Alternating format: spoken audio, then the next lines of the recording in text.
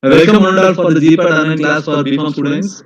And this is Dr. Ramalingam from Raghavendra Institute of Pharmaceutical Education Research from affiliated to Giant University Ahmedapur, located in Andhra Pradesh.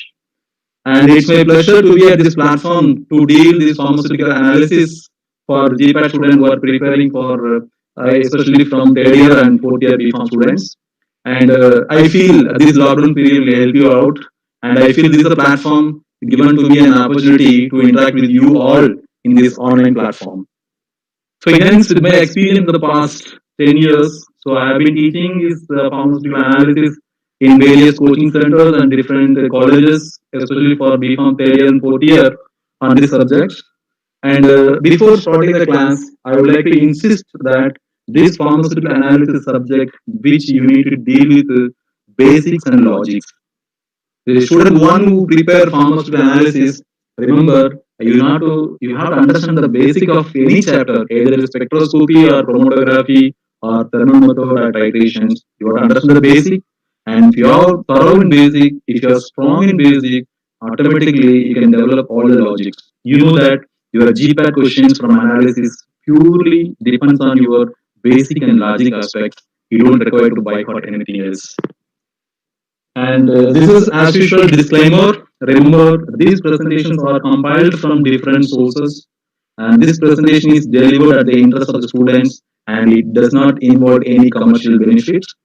So, hence, I am a presenter. I am not going to claim any copyright for these presentations, and I am not responsible for any copyright issues if arise.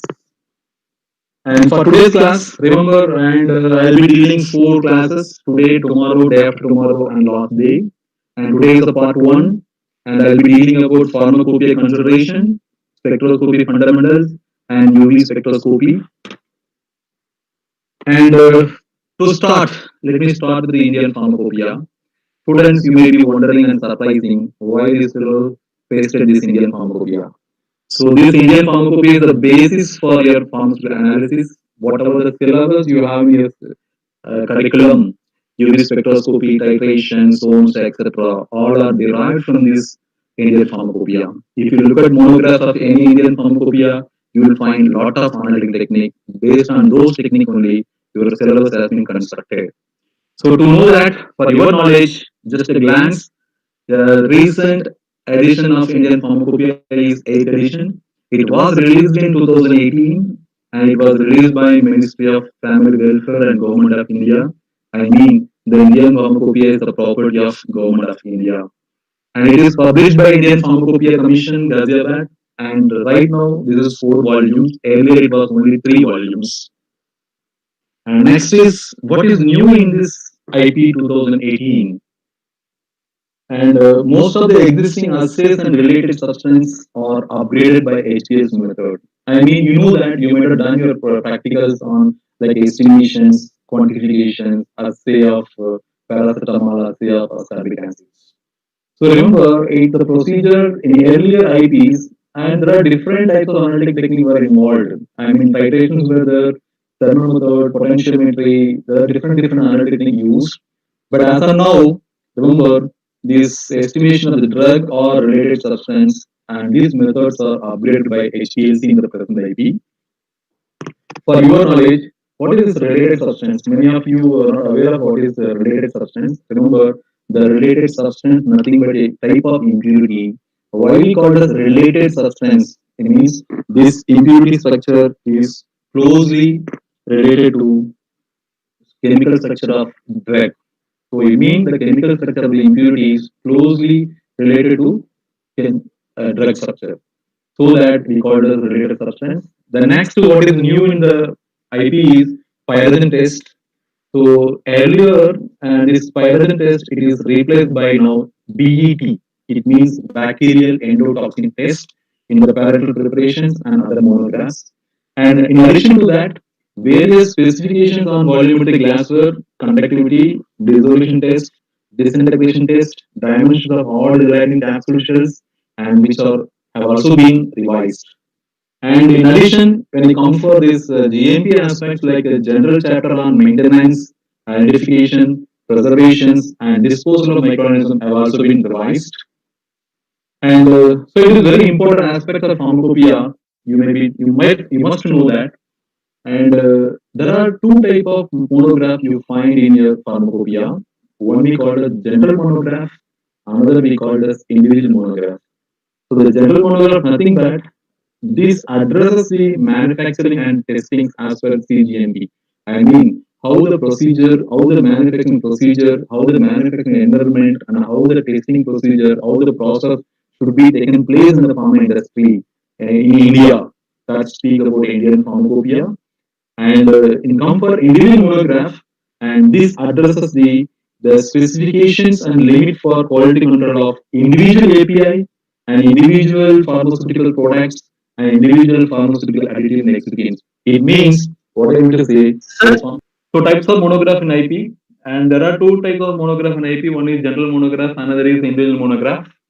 And generally, the meaning of general monograph is nothing but it addresses about the manufacturing and testing as per GMP. I mean, it speaks about the how the manufacturing site and how the manufacturing process and the testing and environment should be there in your pharma industry. And when it comes for the individual monograph, and it addresses the specification and limit for quality control of API and the volume of your glass for exact 10 ml. Because of the manufacturing error, it may be plus or minus some volume error will be there. So if you take 10 ml is the volumetric flask, the actual volume is 10.01. If the volume error is it's a 10.01 minus 10 is equal to 0.01 ml. So here the error is 0.01 ml.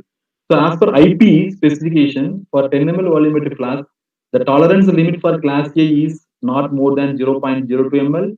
Tolerance limit for class B is not more than 0.04 ml. So now as per our calculation, 0.01 ml is less than 0.02 for specification class A.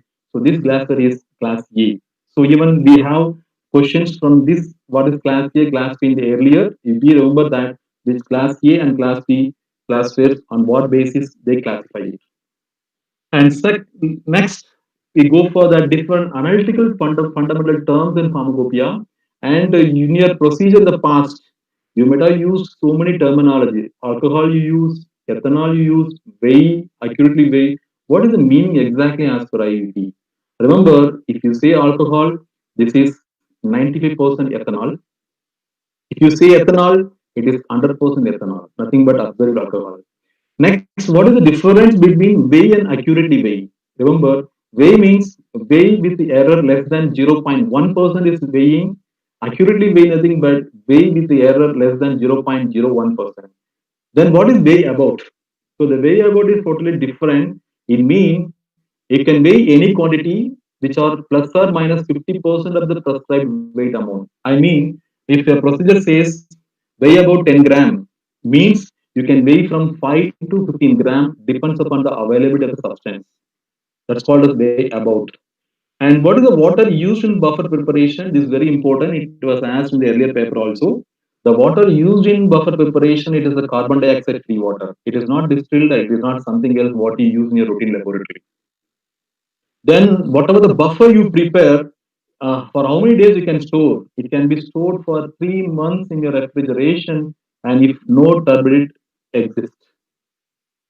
And what is the meaning of freshly prepared? So any solution which is prepared less than 24 hours is called as freshly prepared. So if the age of the solution is more than 24 hours, it is not called as freshly prepared, it's old.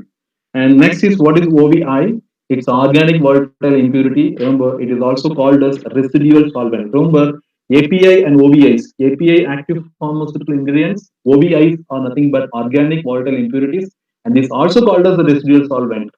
And next is the solubility. These solubility and all, everyone is aware of that. I know that. And we have different terminology for solubility. Very soluble, freely soluble, sparingly soluble, slightly soluble, very slightly soluble, and practically insoluble. So here, less than 1 from 1 to 10, 10 to 30, 30 to 100, this and all, you are aware of it. But here, what I want to stress nothing but the unit is very important as per USP, because in the examination they'll ask you what is that less than 1. Remember, the solubility is gram per ml, it is not mg per ml, it's a gram per ml. It means, for example, very soluble means if 1 gram is soluble in 1 ml, it's called as very soluble. Freely soluble means if 1 gram is soluble in 10 ml, it's called as freely soluble. So when it comes for many of the case, we use and the substance is insoluble. The substance is insoluble. But as per USP, remember, if you want to say a substance is insoluble, you have to take 10,000 ml. 10,000 ml. I mean 10 liter of the solvent. You take 10 liter of the solvent, add 1 gram of your substance, you dissolve it and see that it is insoluble or not. Then only you have to say it is practically insoluble. Until unless you test 1 gram in 10 liter of solvent, you cannot say practically insoluble. And next, the type of solvents, organic solvents, and you know that you might have you heard organic solvent like a protic solvent, aprotic solvent, polar solvent, non-polar solvent. There are different type of classification you might have studied in chemistry. But however, this is a kind of classification which is based on your chemical nature. One is called as oxygenated solvents, and the solvent molecule which contains oxygen atom. That's why called as oxygenated solvent. We take alcohol, esters, ketones, glycols, ethers, and they all contain oxygen part of chemical structure. Next is hydrocarbon solvent, nothing but, and they contains only carbon and hydrogen, like hexane and like all the polyaromatic hydrocarbons. Next is halogenated solvent. Any hydrocarbon or the solvent which contains halogen. For example, chloroform. Chloroform is one of the examples for halogenated solvent. Remember, out of these three solvents and this halogenated solvent strictly limited and you have to restrict the use in your pharma industry and pharmaceutical research. Now, let us come for your Indian pharmacopoeia. The how these residual solvents and solvents have been classified, and or this is the same thing is specified in ICH Q3 guidelines. So these residual solvents are classified according to the risk assessment to the human health to three main classes: class 1 solvent, class 2 solvent, and class 3 solvent. And remember the class 1 solvent to be avoided. It means this benzene and halogenated solvents. Class 2 solvents and to be used in limited. I mean, you have to be sure that the solvents are used is limited. Even the residual solvent which is present in your pharmaceutical substance should be very low. Like the content of this solvent should be determined, like methanol, chloroform, DMF, acetonitrile, pyridine, hexane, ethylene glycol, dioxane. That can be used, but with caution. And class 3 solvent, generally they are very low toxic or non-toxic solvents. It can be used freely, they are non-toxic. That's what the acetone, acetic acid, ethanol, ethyl acetate, ester, ethyl ether, formic acid, DMSO, butanol, they are coming in class 3. And be remember these solvents, which is class 1, class 2, class 3, you may get question out of it. So remember class 1 is carcinogenic in nature. So the whole the halogenated solvent benzene to be avoided. Class 2 are to be limited, moderate toxic. Class 3 are low toxic or non-toxic. Next, these are the once again fundamental. Cold, you know, it's a 2 to 8 degrees Celsius is called cold. And cool is 8 to 25 degrees Celsius. Room temperature, nothing but the temperature prevailing in your working area. What is warm? This and all you know. Then you should know what is warm and excess heat as per pharmacopoeia. Warm, nothing but any temperature between 30 to 40 called as warm. Excess heat, the more than 40 is called as excess heat. And when it comes for these three container, many people get confused. What is the light resistant, well closed, and tightly closed? Light resistant, nothing but which protect only the light from the effect of actinic light. I mean, especially we call that pharmacopoeia says, and any container that protect the content from the effect of actinic light is called as. Next, when it comes for well closed container, the well closed container nothing but which is prevent the contamination by extraneous liquid from the loss of particle under normal conditions during handling, shipment, storage, and distributions. It means just generally it's avoid the in and out of any article while handling, shipping, and storage. The tightly closed container it is something related to the vapor. Even the vapor of the product should not escape. Even any vapor or air should not enter in the container. That is called a tightly. closed container. So now the question is left to you to answer. You search and find your answer. It's a take home questions. You have to search for that. So you know that many of the pharmaceutical product in the market, they have the label conditions, storage conditions. For example, if a pharma industry released a product where they have not mentioned the storage conditions, they don't mention. You search for the label, there is no storage condition mentioned. But obviously, you cannot claim it is offense. It means there are some specification given in the pharmacopoeia. If the storage condition is not specified in the label, then what should be the storage conditions? So I have given four options. So one is protect from moisture, store not more than 40 degrees Celsius and do not freeze. Second one is protect from moisture, light, store not more than 40 degrees Celsius. Third one is protect from moisture and store not more than 30 degrees Celsius. Fourth one is protect from moisture, light, and store not more than 40 degrees Celsius and do not freeze. Just find the answer and you can mail me your answer. Let us come for your subject, pharmaceutical analysis. So now I just wanted to matrix the monograph and analytical techniques. So I'll take a monograph parameter and I'll link to the what are the various analytic techniques and related to your parameter. So if you go for the monograph, and number one is the molecular structure of a drug. So you know that if you want to bring a molecular structure of drug, what are the various analytical techniques involved? The molecular structure of the drugs involved UV, IR, NMR, mass, X-ray, and crystallography. It is a type is qualitative. Molecular weight, you know the mass spectroscopy is a technique used to find out molecular weight. Molecular formula, we need both molecular mass spectroscopy and elemental analysis. Identification, now in IP as of today for identification, they use chemical test, they use UV, they use IR, they use TLC, and they use HPLC. And test for purity, and here I just wanted to stress, remember, test for purity is not assay. Remember that many of you thinking that test for purity is a quantity test. Remember that test for purity is not assay, it is a qualitative test to test whether the impurity is present or absent. Next, limit test. You remember the limit test is done for both anion and cation. It is one of the very important questions. Limit test is done for what? Anion and cation. Remember, it is done for both anion and cation. So the comparison test is nothing but example for limit test. And usually you know that we use Nestler cylinder. And this limit test coming under semi-quantitative. It is not quantitative or qualitative. It's coming under semi-quantitative. Whereas moisture content, generally they do with Carl Fisher and coulometry. And metal impurities, generally they do atomic absorption, atomic emission, and impurity levels and related substance. Already I mentioned what is the related substance. HPLC, UPLC, and LCMS. Assay, generally there are many techniques involved in the determination, and HPLC, UPLC, HPTLC, polarimetry, electrochemical method, UV method, and bioassist. So remember, these all are coming under quantitative estimation. So we have limit test, semi-quantitative, moisture content is quantitative, metal impurity is quantitative, impurity level quantitative, assay also quantitative. So now let us come for analytical methods. So since beginning the olden days, and these analytical methods are two types. One is called as classical method, another is called as instrumental method. So the classical method nothing but in the olden days they generally we called as wet chemical method.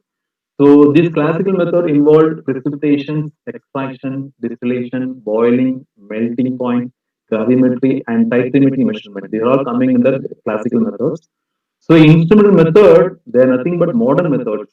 So which involve a instrument, so which involve a sophisticated instrument, which involves some kind of automation or semi-automation, so that when compared to classical methods, these modern methods or the modern instrument methods, and the results are relatively very accurate and very precise.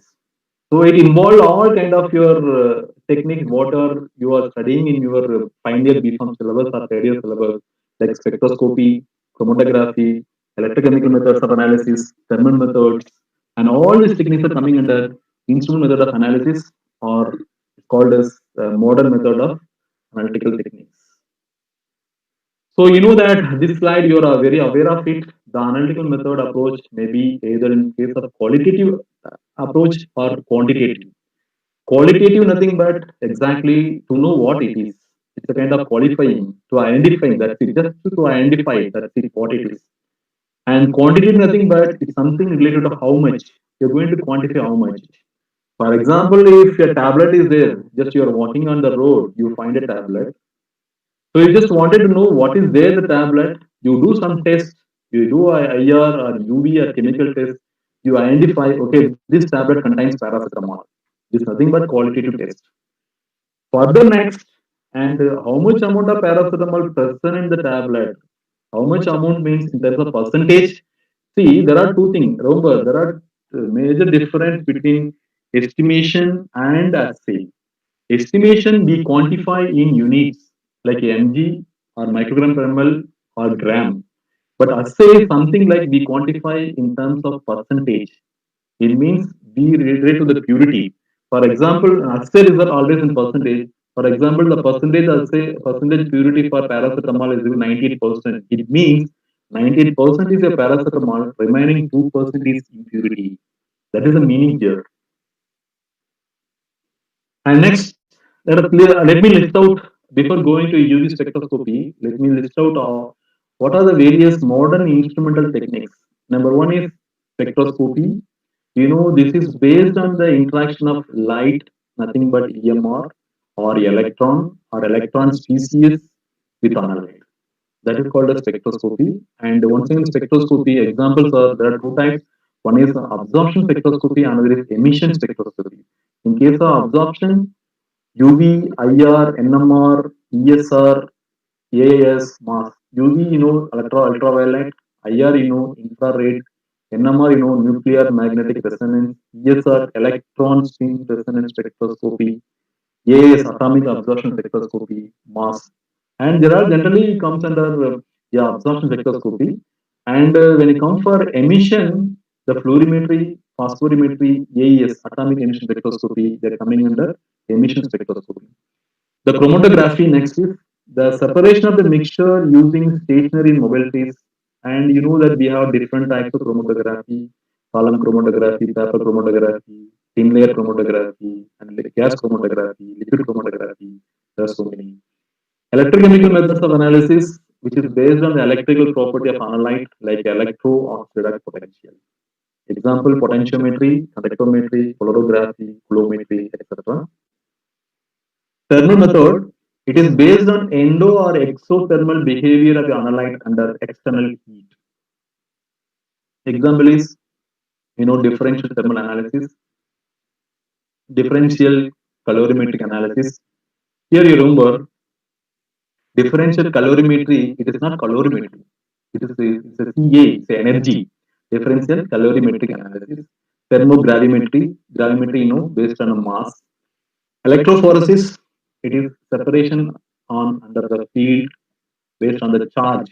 So here the same like it, the electrophoresis and chromatography both are coming under separation techniques, where chromatography is based on separation of the mixture using stationary phase and mobile phase. But electrophoresis based on the separation of the component based on the charge of the species under applied field.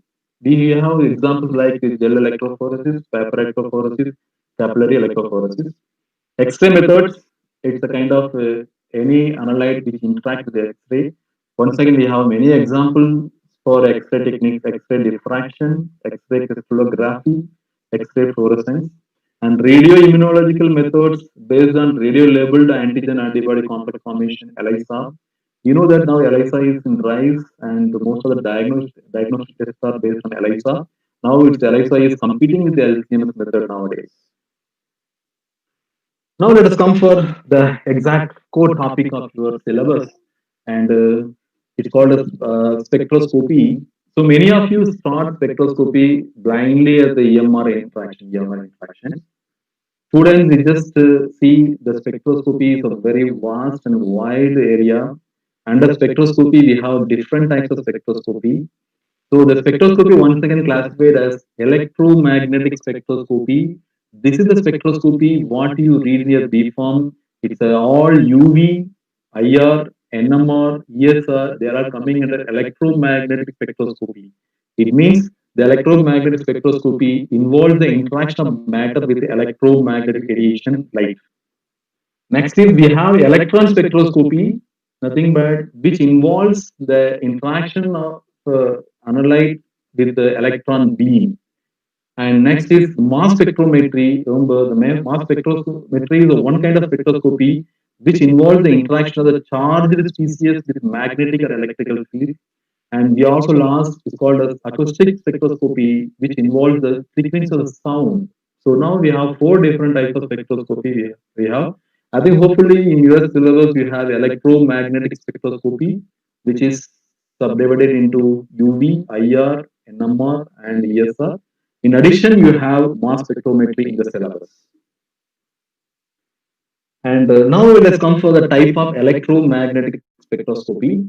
So once again, this electromagnetic spectroscopy divided into two types. One is atomic spectroscopy, another is molecular spectroscopy. It means if your electromagnetic radiation is interacting with the molecule, it's called as molecular spectroscopy.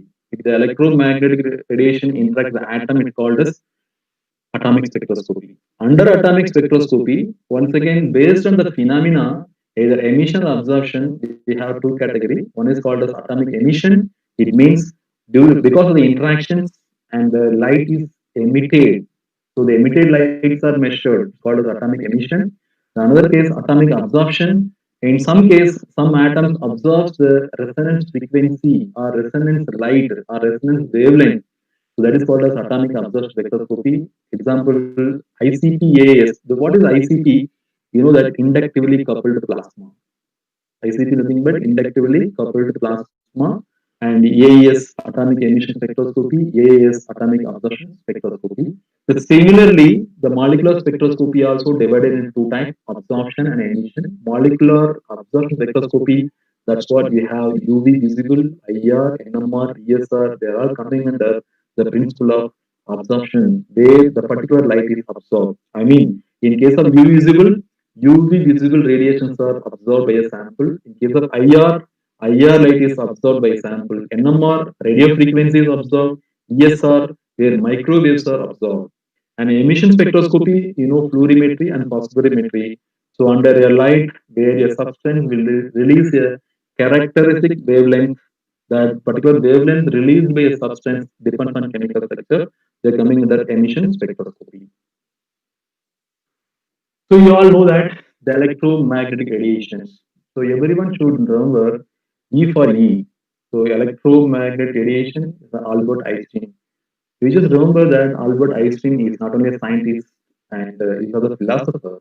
You can see his quote, "I have no special talent, I am only passionately curious." That was his quote, and where he has made so many equations, he has given solution to so many questions. And so, you know, accordingly, this Einstein is given a equation. It's called as Einstein's photometric equation. E is equal to h nu, that h is Planck constant, use the frequency. Once again, if you elaborate, h c by lambda. So E is equal to h c by lambda. It indicates, you can see, and the energy of the light or the energy of the photon is indirectly proportional to wavelength. So here, E is equal to energy as a single photon. H is a Planck constant. You know what is the Planck constant value? 6.626 into 10 to the power of minus 34 joules second. And frequency is in hertz. And lambda is in the meter. And velocity light, it's 2.998 into 10 to the power of 8 meter per second. You just can see here. And in this slide, the wavelength unit is mentioned as meter. Remember, the SI unit for wavelength is meter. Whatever the unit we use, nanometer or Armstrong or micron, they're all the practical unit used for our better understanding and better presentation. That's all. So there was a question there last earlier years. SI unit of wavelength they asked. Remember, it is not nanometer. The SI unit of wavelength is meter. The same way frequency is hertz. So here, and this equation, whatever the E is equal to hc by lambda, that gives a relation between energy and wavelength. The kind of a indirect relationship between the wavelength of the light and energy. And this is also called as Planck's relation or Planck's equation. So I mean, the energy of the light or the photon is inversely proportional to the wavelength lambda. Next, we'll come for the types of electromagnetic radiation. Remember here, broadly, these electromagnetic radiations are classified based on the wavelength. So here you can see, and there are two major category of radiation I just highlighted. One is ionizing radiation, another is a non-ionizing radiation. Non-ionizing means this radiation may not destroy your sample. This ionizing radiation means it destroys your sample. You can see under ionizing radiation, gamma radiation, X-ray, these two are ionizing radiation, it means it gives damage. That's why even the human, when they exposed to gamma radiation and X-ray, it's very harmful. It may ionize our protein or whatever the biomolecule present in our system, so it's harmful. But when it comes for UV radiation, you can see the UV, infrared, microwaves, radio waves, they're all non-ionizing radiation. That's what here, very simple. Whatever the technique we have, UV spectroscopy, IR spectroscopy, NMR spectroscopy, they are all non-destructive. Remember, there are some questions that arise. NMR spectroscopy is a destructive or non-destructive. Answer only there in textbook, and you should get from this. So whatever the radiation used in UV or IR, radio waves, microwave, they are non-ionizing. It means it will never destroy your sample. So UV spectroscopy, IR spectroscopy, NMR, ESR, they are all non-destructive. Your sample will not be destroyed. Remember, out of all spectroscopy, only your mass spectrometry is destructive. And here in the UV, and UV, especially this wavelength is very essential. Below 200 or below 190, okay, this is vacuum UV. You can see vacuum UV. Once again, UV we have three category. UV radiation A, B, C. 200 to 280 is a UVC. 280 to 315 UVB. 315 to 380 it is UVA. So next is 380 to 780, it is a visible radiation, and 780 to 1500 it is the near IR, 1500 to 5600 is the middle IR, and till almost like a 10 lakhs nanometer it is far IR. And I just wanted to insist here is, and you just forgot about this, whatever the content and whatever the wavelength range you study in some other resource books. Like usually, any student, wherever I go, if I ask what is UV region, they generally directly say, sir, it is 200 to 400. No, it is very wrong. The UV region is exactly it is 190 to 380 nanometer. So after 380, it comes under visible. You cannot go to 400 is the UV region. The same way, visible usually you say 400 to 800. That is also wrong. It is 380 to 780 nanometer. So you just be remember that usually this is the wavelength range you have to understand when you quote your value for different regions. So now, what are the different EMR versus types of spectroscopy? This may be very useful for you guys. And when it comes for UV spectroscopy, and the region is, as I told you, 190 to 380 nanometer. And interaction means that it is the UV light is absorbed by a valence electron, this analyte. So purpose of this particular UV spectroscopy is conjugation detection, position of double bond, and for colorless sample. Visible is same that of your UV, only the region is 380 to 780 nanometer, and it is also observed by valence electron. So the purpose is same, but the visible region is used for colored sample, and UV region is used for colorless sample. When you come for IR region, and you remember the IR spectroscopy, even though IR radiation we have three different types: near, middle, and far. In IR spectroscopy, we use only middle IR, and that region is 2.5 to 25 micron. It's called as middle IR, and this IR radiation is absorbed by a bond. And purpose of this IR spectroscopy is functional group and identification detection. That's all. And NMR spectroscopy, and NMR we use radio waves, nothing but radio frequency. The frequency more commonly used in NMR spectroscopy is 60 to 80, 800 megahertz, and this frequency is absorbed by a spinning nuclei. The purpose of NMR spectroscopy is structure elucidation and nuclei environment in chemical structure. ESR is It is 0.04 to 25 centimeters. It's a microwave. Microwaves are used and it is absorbed by odd electron. Remember, these microwaves are absorbed by a odd electron. It is not paired electron. The purpose of ESR is reaction mechanisms and free radical nature, all those things. And now let us come for the principle of spectroscopy. So generally, you know that what is spectroscopy? The spectroscopy is deals with the measure of light energy interaction with the matter.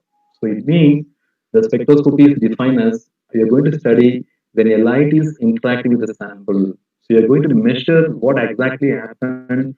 We are going to measure the light interaction with the matter. So accordingly, and if you look at the diagram, a sample a sample is allowed for irradiation of a light.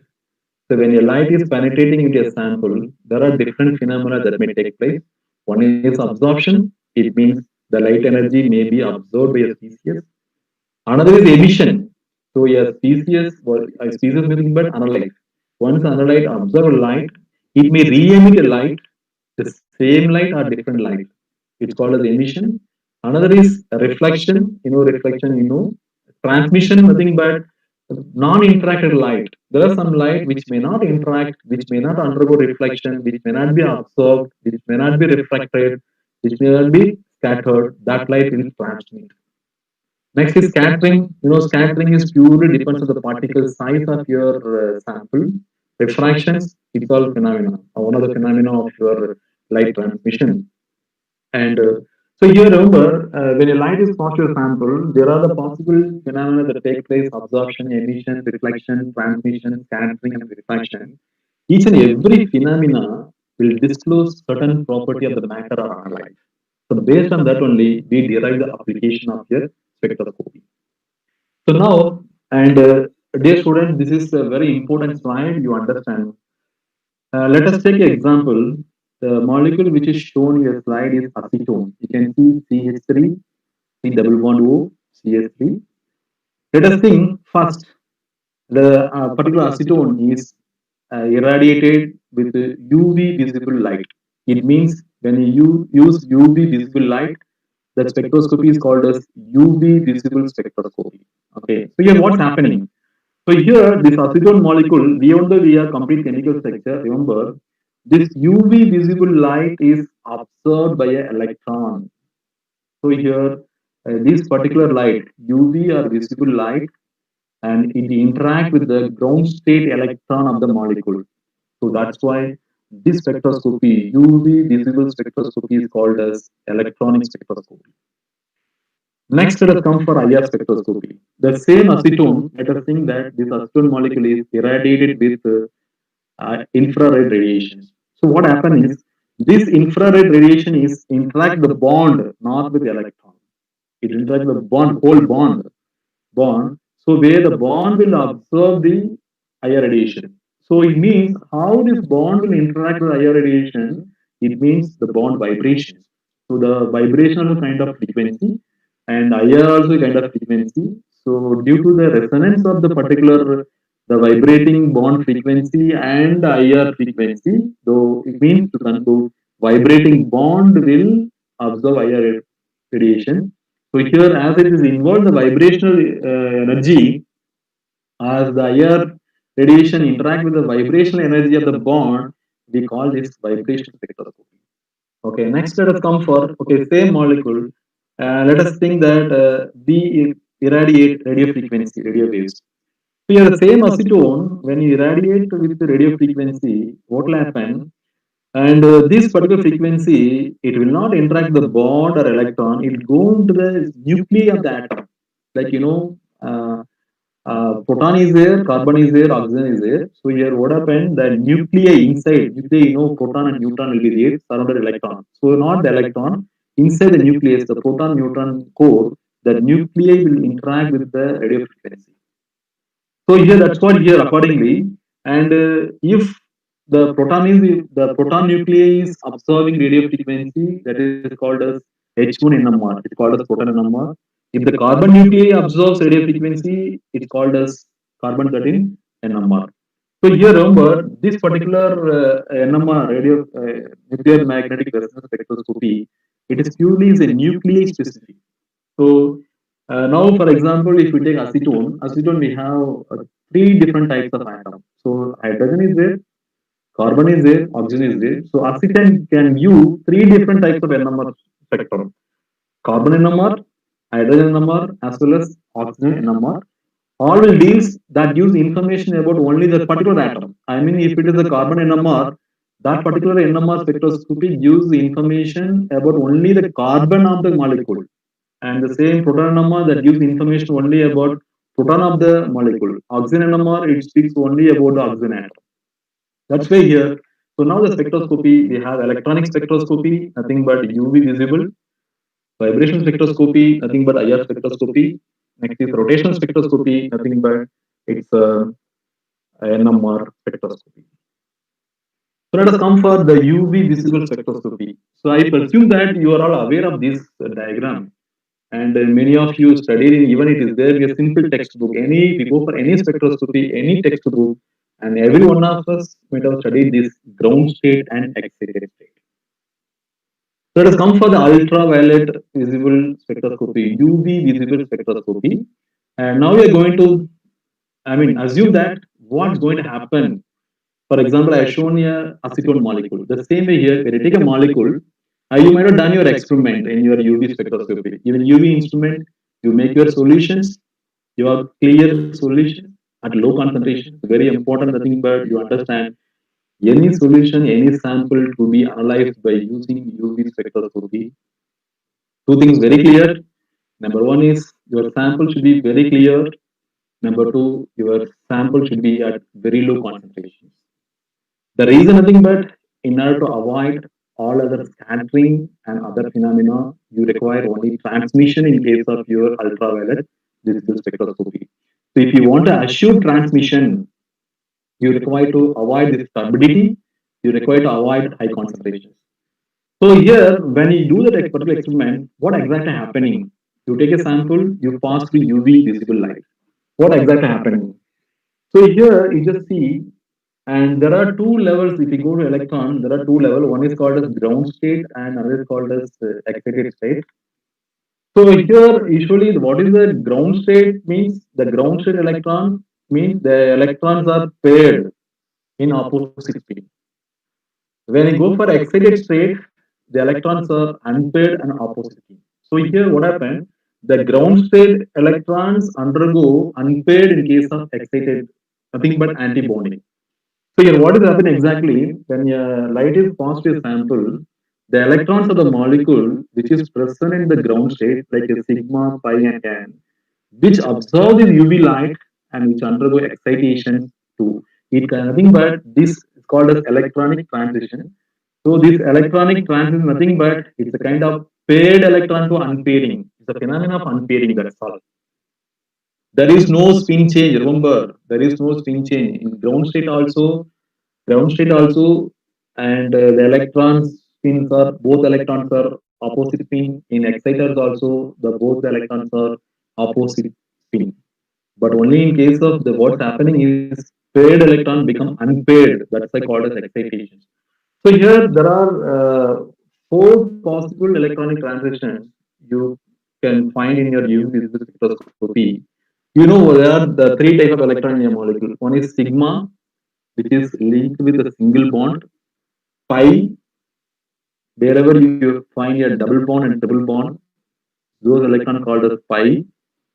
N, N for is nothing but non-bonded. I mean lone pair of electron. You can find on oxygen atom two electron pair, on nitrogen atom two electron. In halogen also you find two electrons. So those electrons which are not involved in bonding is called as non. See here, if you see that in ground state, in non-bonding state, bonding, see pi and sigma bonding and the n is non-bonding. Okay, so here what's happening is here, you can see the sigma is the electron is and n electron is up. It means and the excitation takes place sigma to sigma sir is required the highest energy. You can see the height of the aroma when you want to when you want to perform transition of the sigma to sigma star. It requires high energy.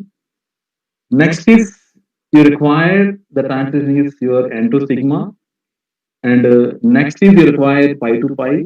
Another is called as n to pi star. So the lowest energy required for the transition is n to pi star. The highest energy required for the transition is sigma to sigma star. Accordingly, the below we are written nothing but energy requirement. So n to pi star is the lowest energy transition, and the sigma to sigma star is the highest energy transition. So n to sigma star is next to sigma sigma star. So here the reason nothing but sigma electrons are more having more energy than pi. Pi is having more energy than n electrons. So accordingly, these particular energy levels are arranged. So here, practically, let us think. I just want to conclude sigma to sigma star and the excitation from the ground state to excited state. Remember, this transition require a wavelength of 150 nanometer. Remember, if at all if you want to induce sigma to sigma star, it requires 150 nanometer. Moreover, this particular transition not useful for routine spectroscopy. So now let us think practically. You know your UV region is 190 to 380. So obviously, even if you irradiate UV radiation in any molecule, the sigma to sigma are practically impossible. So only thing is that the possible transition that you can observe in any molecule is other three transitions. One is n to sigma star. Remember this n to sigma star transitions, and actually this n to sigma star transitions will not give any peak in your UV spectrum. You don't find any peak, and moreover it's the region also very small.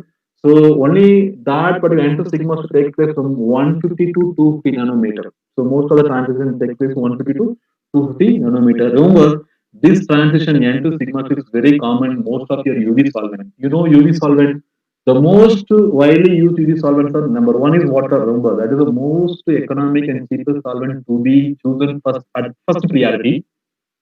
If your sample is not soluble, then you go for alcohols, then ethers, chloroform dioxide. So here, whatever the transition takes place in UV solvent, N to sigma star, they're all because of only N to sigma star. So it requires 150 to 2 nanometer. And this is only the solvent peak. So now about solvent absorption is only because of N to sigma star that we want to conclude. Next is this is a very important transition pi to pi star and N to pi star. So these two transitions are very important, and most of your UV visible spectroscopy and most of the absorption by UV visible light all take place because of these two transitions. So if you see a UV spectrum, you'll find peaks, maxima. So some spectra will have one maxima, some spectra will have two maxima, whatever the peak. So all the peaks are only because of pi to pi star and n to pi star only. So here, so this particular transition is require wide range of wavelengths. So remember, the pi to pi star, n to pi star takes place in a wide range of wavelength. It takes place in even UV region as well as visible region. That's what here. These absorption peaks for this transition falls exponentially in the region of 200 to 700 nanometer. So here, so these transitions pi to pi star, n to pi star, and you don't repeat by heart. Already it's a pi involved. You know, pi to pi star also involved pi electron, n to pi star also involved pi electron. So all your unsaturated molecule, the compound which contains benzene, compound which contains double bond, compound which contains double bond, all compound will undergo these two transitions. So example, all unsaturated aromatic heterocyclic carbonyl compound will undergo this transition. So here, if at all, if your chemical structure is suitable for UV spectroscopy or not, very simple. You just see your chemical structure. If your chemical structure contains any double bond or benzene or heterocyclic or carbonyl compound, definitely those compounds will absorb this UV visible light, especially in the region of 200 to 700 nanometer.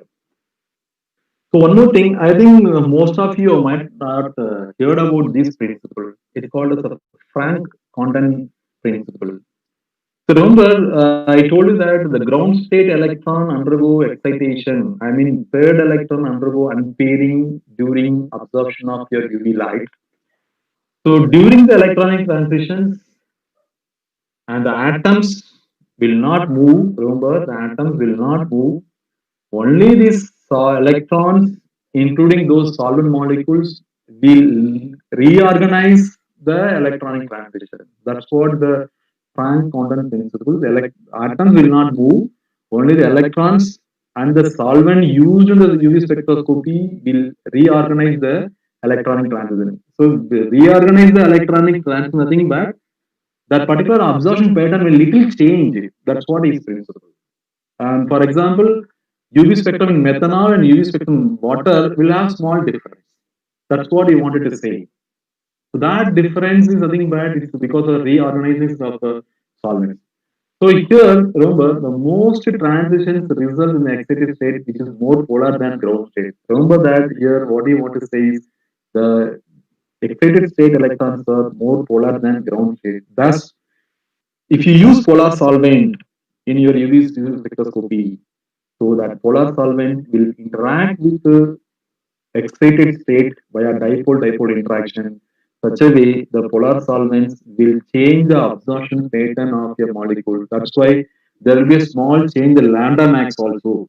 So here, lambda max in hexane solvent, lambda max in water will not be same. There will be a small difference in the lambda max of the compound, and that's what here this Frank quantum principle. What is going to say? I think that this polar solvent can able to interact greater extent with more polar excited state via dipole-dipole interactions. So let us come for UV spectrum. So here, remember, I've shown you two different UV spectrum. One UV spectrum is in blue line, another is in green color. So both are UV spectrum only because you can see x-axis the wavelength is shown the 190 to 350 380 nanometer. Y-axis absorbance. So absorbance thing but the amount of light absorbed by a sample. So here over the region, so as wavelength is changing, there is a change in absorption for a compound. So accordingly, the first spectra you find a two peaks. Those two peaks are called as maxima. In so first the sharp peak around 190, you find a very sharp peak. That is not because of the compound, that is because of the solvent effect. So here the spectrum, UV spectrum is, and the blue color two mountain you find for first compound, a single mountain you get for a second compound. So both are different in UV spectrum pattern. It means the UV spectra pattern, the shape, how it approaches, it purely depends on the chemical structure and double bond positions. So if you take two different chemical structures, those chemical structures differs in their double bonds or differs in particular chemical structure or bond position, automatically the UV spectra also will change. So accordingly, and we try to identify a standard compound and test compound by overlapping a test UV spectra as well as a standard UV spectra. So now you can see that the first here, and we have two maxima. So lambda max is 280. Everyone know that what is lambda max. The lambda max means it's a wavelength maximum. It means every compound will show maximum absorbance on one particular wavelength. That's called as lambda max. So lambda max thing but a compound shows maximum absorbance at a particular wavelength called as lambda max. So here also you can see we have two peaks, small peaks, and the second peak is having the higher absorbance than the small peak, so that the lambda max is 280. And in case of your second spectra, only one peak is there, that is the 257 is the lambda max. So now what is the effect of pH and UV spectrum? The second question is whether pH will have effect on UV spectrum or not. Yes, obviously remember that the pH of your solution, pH of solvent will have effect on your UV spectrum. There will be drastic effect, not a simple effect, the drastic effect. Now you can take example of anthocyanins. You forgot of the chemical structure. You forgot of the chemical structure, any compound. So now if you look at your screen, you will see three different UV spectra. One UV spectra in blue color at pH 2, another spectra is at green color at pH 6, the another spectra at pink color pH 10. Now you can see that depends on the pH, completely x-axis, y-axis, both they changed. You can see at pH 10, the compound shows maximum absorbance. The same time, lambda max also shifted towards higher wavelength.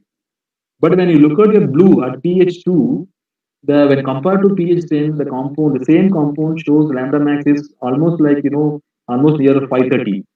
I mean the lambda max is reduced like anything towards lower wavelength.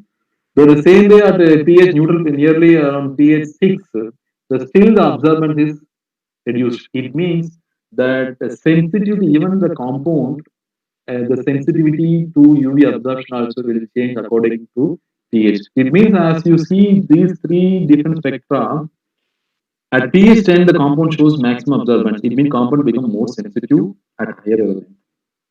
At pH 2 the compound is less sensitive and shows lambda max at lower wavelength. Next is here the chemical structure and UV spectrum, the same UCC. And I've shown the first spectrum on the blue spectra where the lambda max is 395. So remember when many people ask, so when I go for a UV spectra, we have two maxima, which one you have to consider as lambda max? Remember always that lambda max thing, but you may have two or three or more maxima in UV spectrum. You have to choose the maxima which is having the higher absorption than absorbance than other peak. So here if you look at the spectra, there are lambda max 255, lambda max 395. So 255 absorbance is less and the 395 absorbance is high. So the lambda max of the compound nothing but 395. So here you can see there is it is called as overlay spectrum of UV spectra where we have overlaid pyridoxine hydrochloride and doxylamine succinate. So the pyridoxine hydrochloride is red in color and doxylamine succinate is blue in color. You can see both the compounds are differ in the UV spectrum pattern. So it means that's why here the particular pyridoxine structure is different, doxylamine structure is different. So they are shown different UV absorption pattern in terms of both absorbance y-axis as well as lambda max in x-axis. So now concentration and UV spectrum. So it is very, very important point to be noted, nothing but lambda max is independent of concentration. So the lambda max of the compound is, I told you that lambda max is purely depends on the chemical structure. It is not depends on your any other parameter like concentration. So you can see here the overlay spectra in UV graph. So we have different colors of spectra. So it indicates this spectra indicate as concentration increases, you can see the absorbance increases. So as concentration increases, absorbance increases. The UV spectrum shape is remain same even at lower concentration. You can see that pink, yellow, and blue color. The UV spectrum shape is remain same because all spectra because of the same compound, but only the concentration different. So yeah, that's what here what's happening is, and there are two laws coming to the picture to relate your concentration and absorbance as well as your path length and absorbance. So I'll do little detail in the next slide about this Beers-Lambert law. So here generally to because in a different textbook and different language, different sentence, so many students have a lot of problem to understand what exactly what is Beers law, what exactly Lambert's law. Remember, Beers law nothing but concentration and absorbance are directly proportional when the path length is constant. Or you just forget about it. As concentration increases, absorbance increases. That is Beers law. That's all. You finish it. When you come for Lambert law, it is nothing but path length and absorbance are directly proportional when the concentration is constant. I mean, as path length increases, absorbance also increases. That is called as Lambert law. Remember, Lambert law, L for path length or L for length. Okay.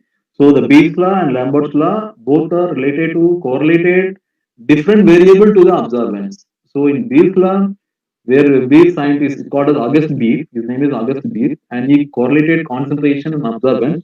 Whereas Lambert law, he concentrate, you just correlated path length and absorbance. So that's why here you can see the overall here lambda max is independent of concentration. So as the concentration increases, that absorbance also increases. You can see in graph and linearity graph as well as the overlay spectra. And this is nothing but the little detail in these Lambert's law. You can look at the diagram. There is a Kuwait. This is a like Kuwait. Kuwait nothing but it's a sample folder. Usually, in case of UV visible spectroscopy, it is made up of quartz. Why we use quartz in UV visible spectroscopy?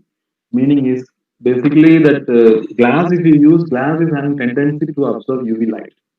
So quartz does not absorb any UV light. So that quartz is a more common material used in preparation of quartz. So here I naught is the incident light and I is the transmitted light. and L is the path length. So now when you come for your Bayes Lambert's law, the A is equal to that is nothing but A means observance. So that observance is equal to logarithmic of I naught by IT. It means it's the logarithmic ratio between the incident light intensity and transmit light intensity. So here, and whatever the case, I naught by IT is equal to epsilon, L, and C.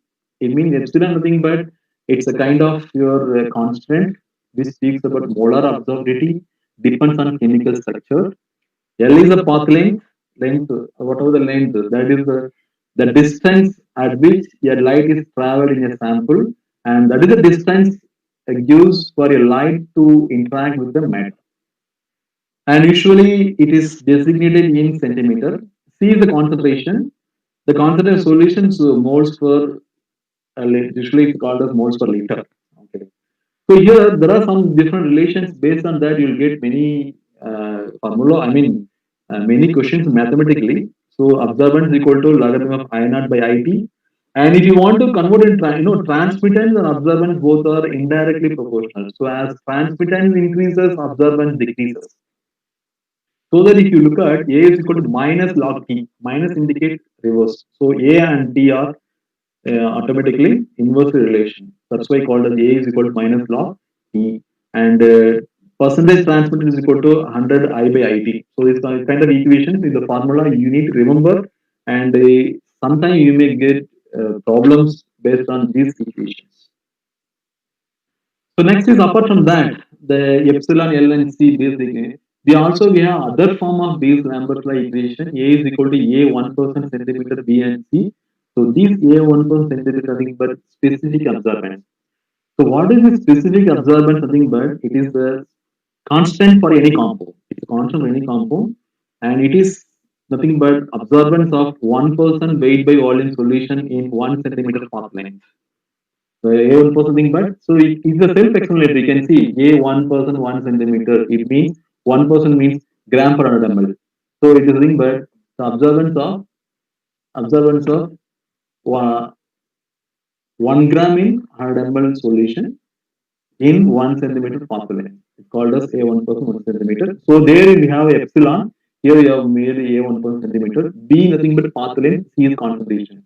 So in the earlier slide, L is used for path length. In this slide, B is used for path length. And in the earlier slide, C is the concentration moles per liter, and here it's a C is nothing but is a gram per 100 ml.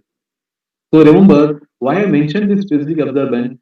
This is a formula is recommended by Indian Pharmacopoeia for quantification of drugs in dosage forms.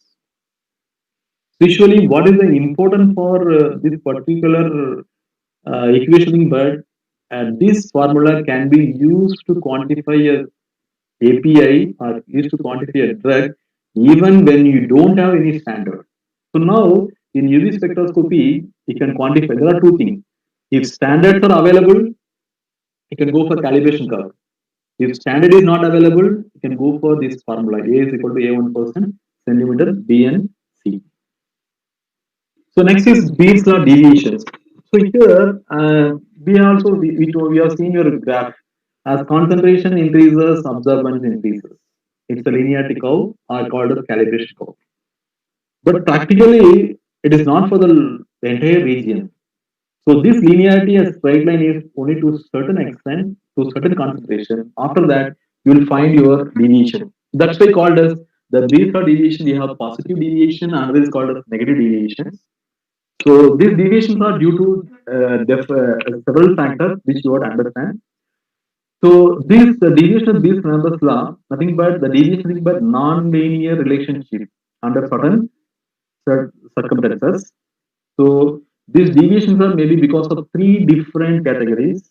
One is the real deviations, and this is nothing but the fundamental deviation due to the limitation of the law itself, especially due to the high concentration. Next is chemical deviations. These deviations are observed due to the specific chemical species of the sample are being analyzed. It's nothing but species, specific to the chemical species. Third one is the instrumental deviation. These deviations which occurs due to how observant measurement are done. Nothing but only is because of the instrument. So now these Beers Lambert's law deviations are real because of real three types. One is the real deviation, Number two is the chemical deviation. Number three is the instrument deviation. So these real limitations, I mean, are called as real deviations. We call as real limitations. So here it is only based on the concentration. So this is nothing but a high concentration. Usually, when a solution is more than 0.01 molar, please remember the concentration. When your solution concentration is 0.01 molar, due to that, what happens? There is a possibility for the intermolecular interactions that occur between molecules, especially as I told you, dipole-dipole interactions.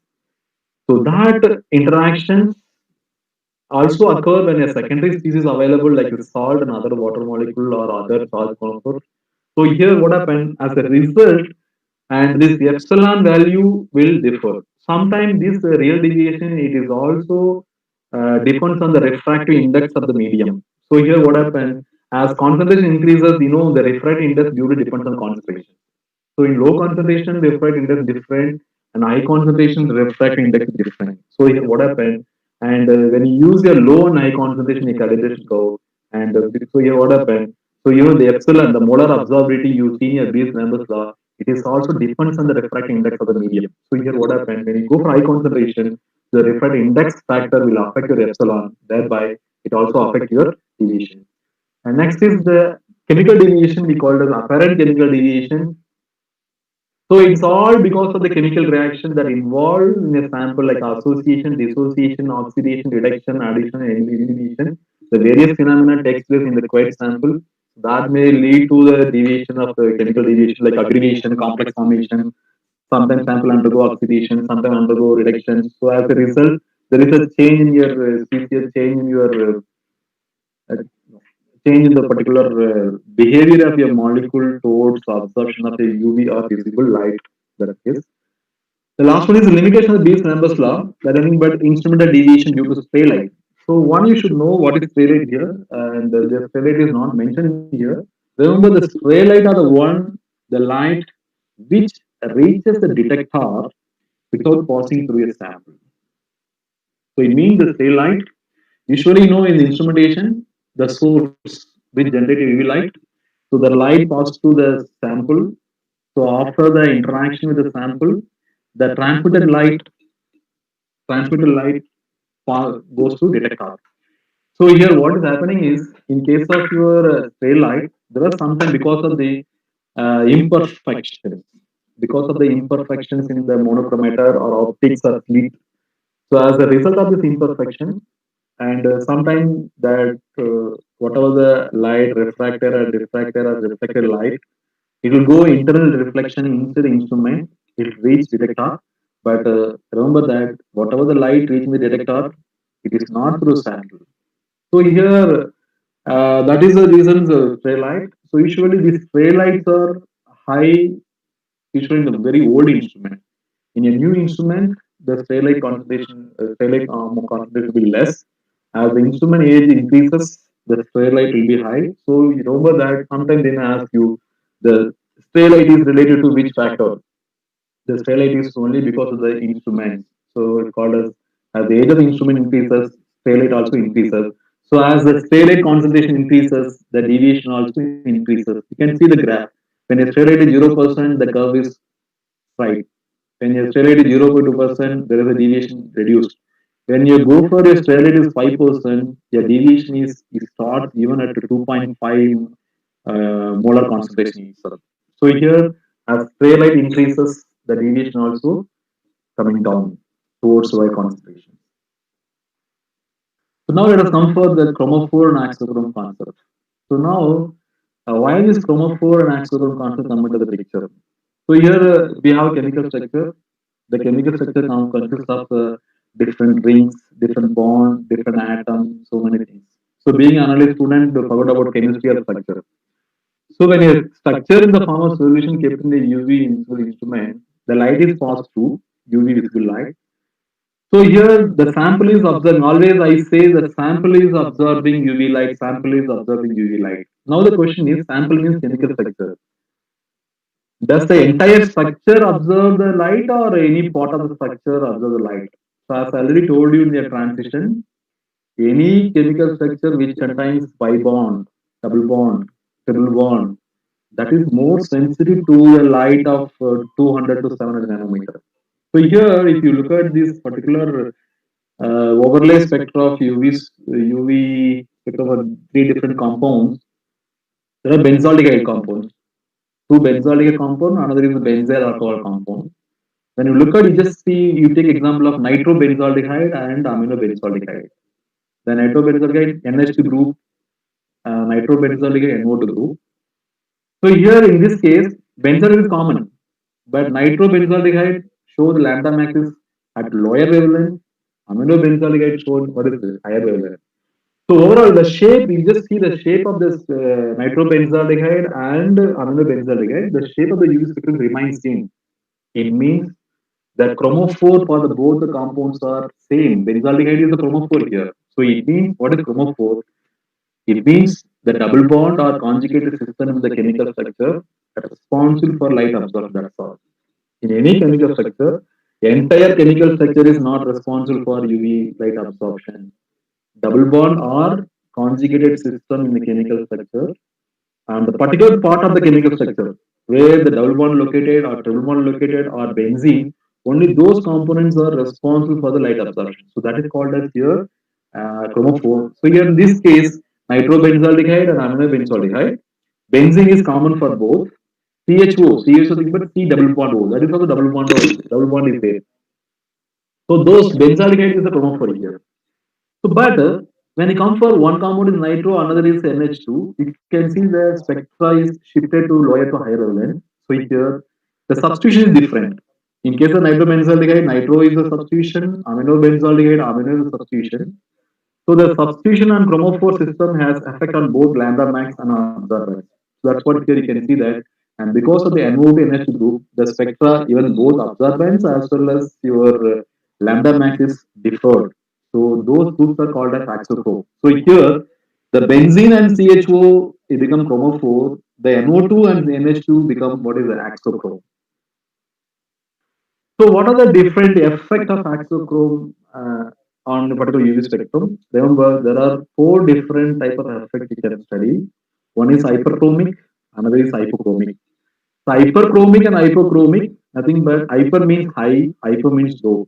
So because of the substitution, if there is increase in the absorbance called as hyperchromic, because of the substitutions, if it decrease in absorbance called as hypochromic, the same way, similarly, along with hyper or hypo, if there is a shift of wavelength towards higher wavelength, it's called as bathochromic.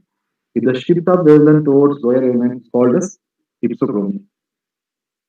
So here the plus I group nothing but electron releasing group, minus I group is electron withdrawing group. So you might have studied in your first year B Pharm organic chemistry. I plus I nothing but inductive effect. The groups which are having tendency to release electron that can induce bathochromic, groups which can withdraw electron that can induce isochromic effect.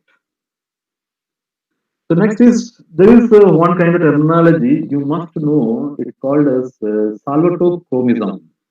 Nothing but solvent effect.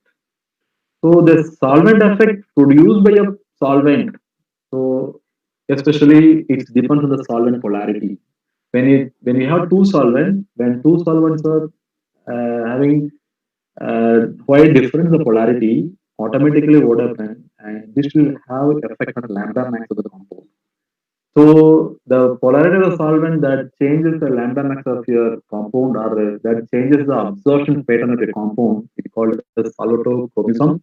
And there are two types of type. One is called a negative solvatochromism, another is called as positive solvatochromism. So the negative solvatochromism, you know what is that? Negative means low, I mean lower wavelength, called hypsochromic effect. So if your hypsochromic effect is due to the solvent, it's called as negative solvatochromism. If your lambda max is increasing because of solvent polarity, it's called as bathochromic. It's called as positive solvatochromism. And now this I'm coming to the point is how to predict the possible electronic transitions for a given structure. I'm coming to some problem. I just wanted to discuss with you on some problem. How to predict? There are some questions asked in this area in earlier questions. How are you going to predict the possible electronic transition for the given structure? Now let us take chemical class alkane. Alkane best example, everyone you are aware of that, CH4, one carbon and four hydrogen, which contains only single bond. As I told you in a chemical structure, single bond is nothing but sigma electron. When you have double bond and triple bond, it's all due to the additional pi electrons. In a chemical structure where we have two lone pair of electrons, like oxygen, nitrogen, you find two dotted electrons, they're non-dotted electrons. So in alkane, we have only single bond and it contains only sigma electron. So as for the possible electron transition, the possible transition is only sigma to sigma star. Let us come for alkyne, benzene, alkyne. So these are unsaturated compounds, and of course, alkene and alkynes are unsaturated compound, and benzene is it's a kind of your a mix of both are saturated and unsaturated. And what are the case benzene also we have pi electron and alkyne also alkyne is pi electron. So here these three compounds they possess sigma and pi electron. So automatically what happens when you have sigma and pi electron, and there is a possibility for pi to pi star and sigma to sigma star. Now the question is we have alkane, alkane, alkane. Which compound absorb UV light practically? So as I told you, alkane is inert. So sigma to sigma star transition takes place only in the region of 150 nanometer.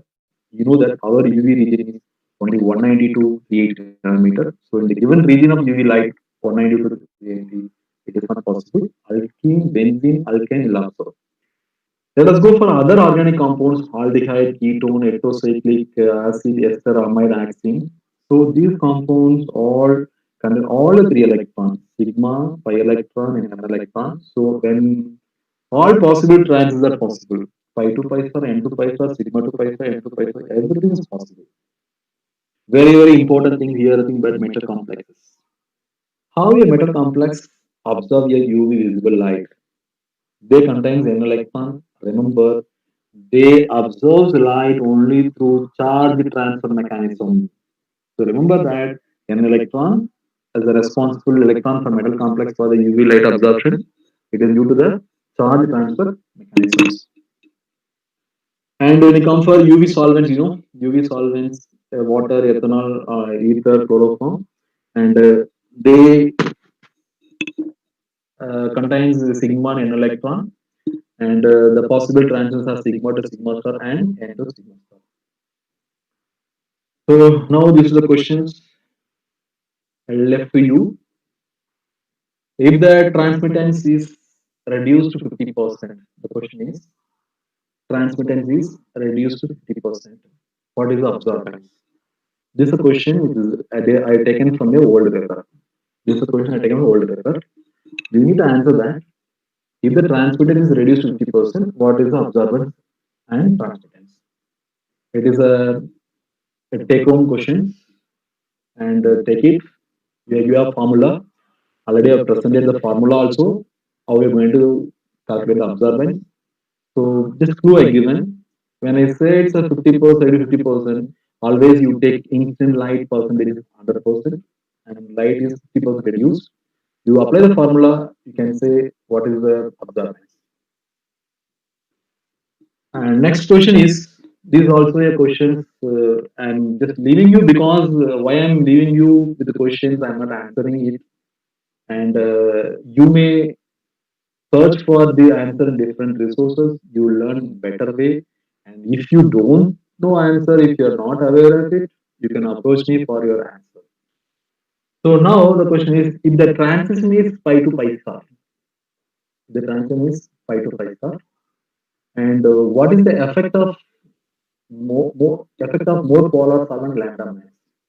For example, see, I told you that you take some compound, the compound is absorbing the UV light, or the compound is showing the lambda max or the maxima in the UV spectrum. The compound is showing maxima in the UV spectrum because of pi to pi transition. If I change a solvent from low polar to more polar solvent, what is the effect? Example, for example, lambda max of acetone ethanol is lambda 1. Now lambda max of acetone in water is lambda 2. So now what I'm going to say, ethanol is a less polar when compared to water. Water is more polar. So now you should say, and for this acetone, if the electronic transition because of pi to pi star, and lambda 1 is higher or lambda 2 higher, and you justify it.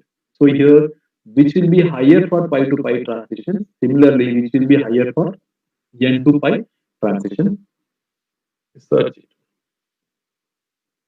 And that's all about the today's class. And one more thing I just wanted to insist here.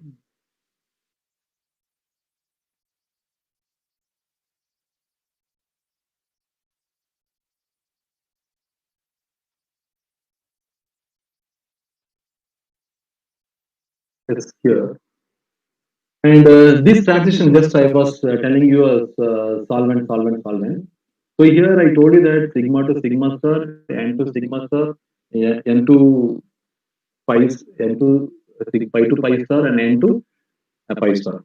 So here you know, but you just see the pi to pi star transition, n to pi star transition, all because possible in only 202, what is 7 nanometer. So when you take the last question,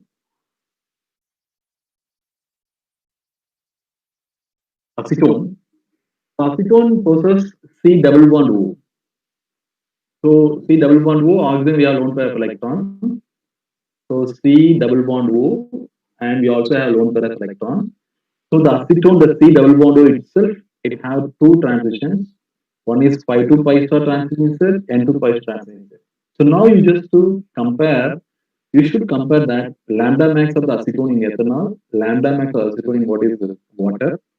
So which is higher? I want to answer that for pi to pi star transition. Lambda max for acetone water is high, or lambda max in the ethanol is high. That's what here.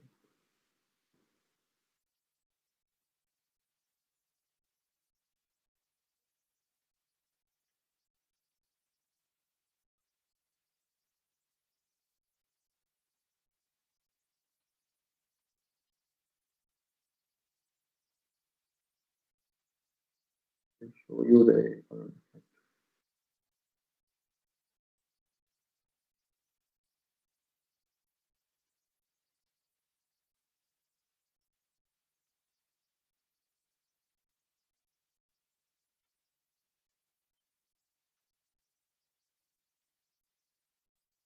Okay.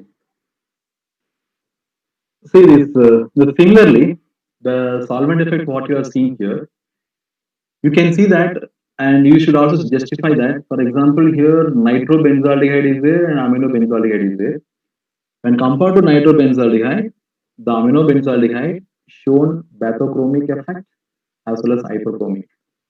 When compared to the first compound, that amino benzyl alcohol, the small one, first structure, when compared to that compound, when you go for nitrobenzaldehyde, you can also see that, and absorbance increased as well as that lambda max also increased. So it's a kind of moving of lambda max from lower to higher. It's a kind of pathognomic shift. And please, you also justify me, or you can also mail me the answer, and why, what is the reason that nitrobenzaldehyde is having less lambda max, I mean lower, I mean the lambda max is low, whereas aminobenzaldehyde is what is high. So here you just see, out of these two compounds, nitrobenzaldehyde and aminobenzaldehyde, only nitro group is there, amino group is there. So nitro group shown the lambda max is lower wavelength. Amino group shows lambda max what is higher wavelength. And this is also, you please take it as a question. You try to search and forward me an answer. If not, you ask me and I can also help you out. And one more question is just I'll just forward some questions. Okay.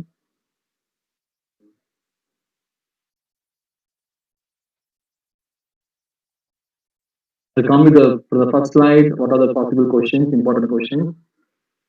And remember this, I just now the class is over. I just wanted to refresh, highlight the various important, what are the important questions we can arise from that.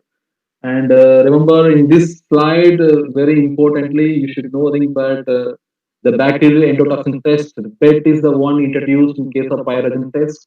So Its pyrogen test is a very old, and now as per the new, it's a BCT. The test should be included in case of your parenthood preparation, other monographs, and you should know nothing but what are the components addressed in the individual monographs, APIs, pharmaceutical products, and pharmaceutical additives and excipients. And many of you thinking that in IP says only about drugs. Not only it says about drugs, it also says about the finished product as well as excipients. And IP is regulated under which act? It's very important. Drug and Cosmetic Act 1945 and GMP. And this has already told you nothing, but you should be aware of what are the vaccines and radiopharmaceuticals and biotechnological products are which are enlisted in the new IP. And you should know what is Class A and Class B. Class A for quantitative, Class B for qualitative purpose. And the tolerance limit you should know. The tolerance limit nothing but allowed error in a glassware. And this the green color the gram per ml units are very important, which is asked earlier. And what is the unit is described by USP for solubility, gram per ml, mg per ml, or microgram per ml. The gram per ml is very very important. And you should know what is OVI, nothing but organic volatile impurities. And this is in this slide, you should know which solvent has to be avoided. Remember, class one solvent to be avoided. There are carcinogenic nature, and which is eco-friendly or pharmaceutical industry solvents. So class three are the one pharmaceutical solvent which are very low toxic potential as well as non-toxic, can be used very frequently. And this question already posted to you. You have to search. And when you come for this here, is each and every point is important. Nothing but molecular weight is by mass spectroscopy, molecular formula by mass spectroscopy and elemental analysis. And remember, this is in the slide, test for purity is not quantitative, it's qualitative. Many students are thinking that purity means immediately quantitative, it's only the qualitative test. And also here, limit test. You should know the Nestle cylinder. The other name of limit test nothing called as comparison test.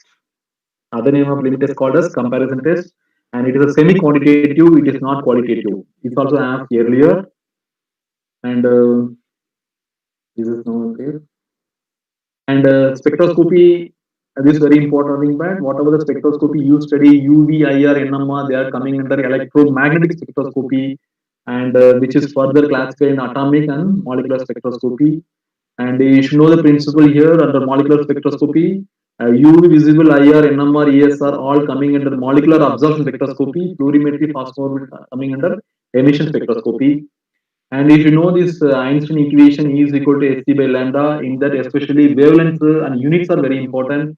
Frequencies in hertz important, and lambda in meter is important. And the Planck constant, what is the unit? That's very important. Joules per second. Joules per second. Okay, the Planck constant is very very important. And here the as already mentioned, the region is very important. The UV region is not 200 to 400. It is 180 to here. The UV region is 190 to 380. Visible is 380 to 790. IR is 2.5 to 25 microns. Remember, IR spectroscopy is based on middle IR. It is not far. It is on middle. It's not near IR. NMR is based on radio waves. You know that. The purpose of NMR is structural elucidation, and NMR name itself nuclear magnetic resonance. So it speaks about nuclear environment chemical structure. IR is used for functional group determination, and UV visible or this speaks about remember conjugation detection, position of the double bond and double bond. UV for colorless sample, visible for colored sample. And this is very simple. And you know that we have three different spectroscopy: electronic spectroscopy, vibration spectroscopy, rotational spectroscopy. Electronic spectroscopy deals with the interaction of light with electron, nothing but UV visible. IR spectroscopy deals with vibrating bonds in interacting with IR radiation. So IR spectroscopy is called as vibratory spectroscopy. NMR spectroscopy is called as rotational because the frequency is interacting with the spinning nuclei, spinning nothing but rotation, so that it's called as rotational spectroscopy. So in ultraviolet region, depends on the type of electron. We have three different type of electrons: sigma, pi, and n. Accordingly, we have four different type of transition. Among that, highest transition is pi to highest transition is sigma to sigma star. The lowest is n to pi star. And remember that in this slide, its excited state is unpaired. Ground state is paired. Only this different, remaining same, remaining same. And don't think that there is no spin change here. Please remember that in UV visible spectroscopy, any electron which absorbs UV light, there is no spin change. Only it's unpairing taking place. Paired become unpairing. So here I told you that sigma to sigmas are practically impossible. It requires a very low wavelength, 150 nanometers, and the remaining n to sigma star also its region is very small.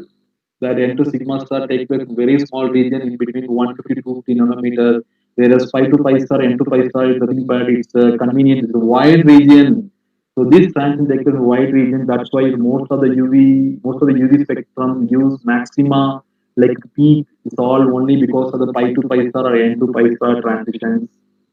Strong quantum principle, you should know nothing but what it says is the atoms do not move, only this electron, the solid molecule will reorganize the electronic transitions.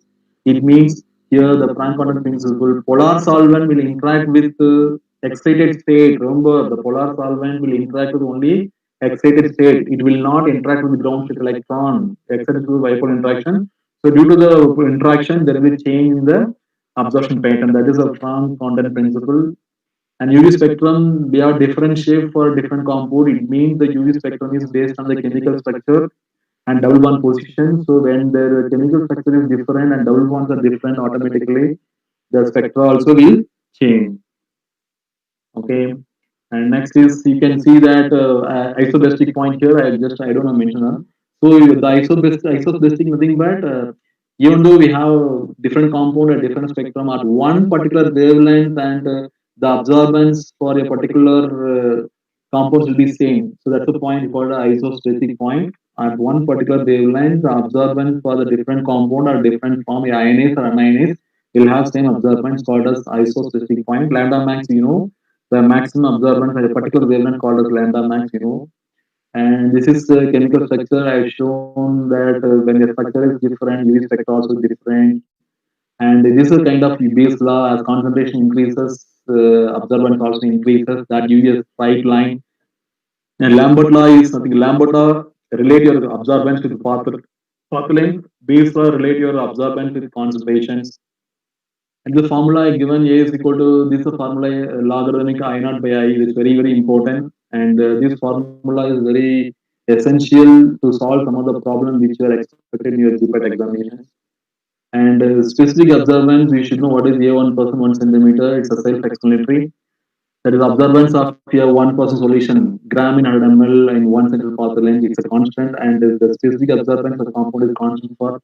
So as chemical structure is different, automatically it differs from one compound to one compound. And this is the formula is recommended by IP. It's very important. Moreover, this formula can be used when a standard is not there. This formula can be used for assay when a standard is not there. If standard is there, you can go for calibration. Based on deviation, we know that on a particular concentration, there may be a positive negative deviation. It's all because of three different reasons. One is because of real deviation because of the high concentration that lead to intermolecular forces. The real deviation also due to refractive index. Remember that one is high concentration and the intermolecular interactions also due to what is the refractive index. The apparent chemical deviation is all due to the chemical change rising due to association, dissociation, oxidation, reduction, addition, elimination.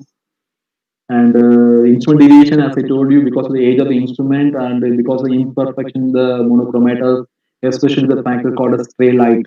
The spray light, this is the instrument deviation I told you. Chromophore oxychrome, I told you, but in entire chemical structure, the double bond or chemical particular part of the chemical structure is responsible for the UV light. That part is called as chromophore, but the substitutions are called as axochrome. So here the benzene is, for example, the benzene and aldehyde is called as benzene is a chromophore, for example, and amine group may be a axochrome. This axochrome effect depends on the shifting. For example, as a result of substitution, the lambda max and absorbance may change either to left or right or up or down. So accordingly, you have named it hyperchromic for absorbance change, and isochromic, metachromic for the change. Solvatochromism is called solvent effect. The same way is negative and positive. If their lambda max decreases, called as negative solvatochromism. If the lambda max increases, called as positive solvatochromism. And these are some examples I given: alkene, aldehyde, all the ketones. and depends on the type of electron, we predict the possible transitions. And alkane, we have only one electron, sigma to sigma star. Alkene, we have two electrons, sigma and pi, the possible pi to pi star, sigma to sigma star. If a compound contains all three electrons, all transitions are possible. However, I told you that sigma to sigma star is practically impossible. Very important metal complexes due to n electrons, remember, and the mechanism is charge transfer. This is a question given to you to work out at your home, and this is also a question given to you to work out at home. If you don't have answer, you can approach me. Thank you. Thank you very much.